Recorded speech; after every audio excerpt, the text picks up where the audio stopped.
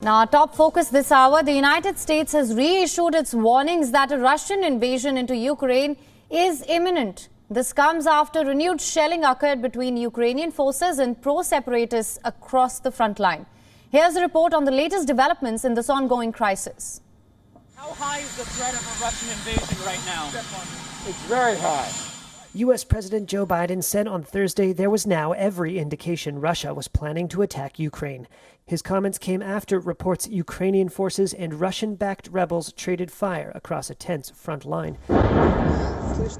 And America's top diplomat warned the flare-up could be used as a pretext by Moscow to send in troops. Our information indicates clearly that these forces, including ground troops, aircraft, ships, are preparing to launch an attack against Ukraine in the coming days.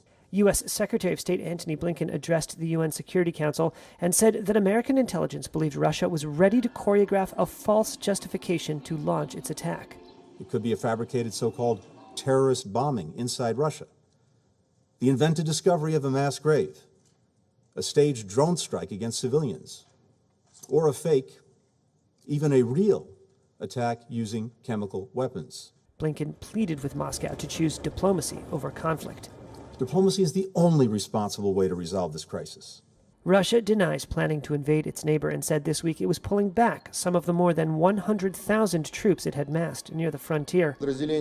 And Russia's defense ministry on Thursday released a video statement claiming more Russian units were leaving the area near the border. But Washington says Russia is not withdrawing and was in fact sending more forces. Biden told reporters a Russian attack could be imminent. My sense this will happen within the next several days. Ukraine and pro-Russian rebels gave conflicting accounts of shelling across the front in the Donbas separatist region.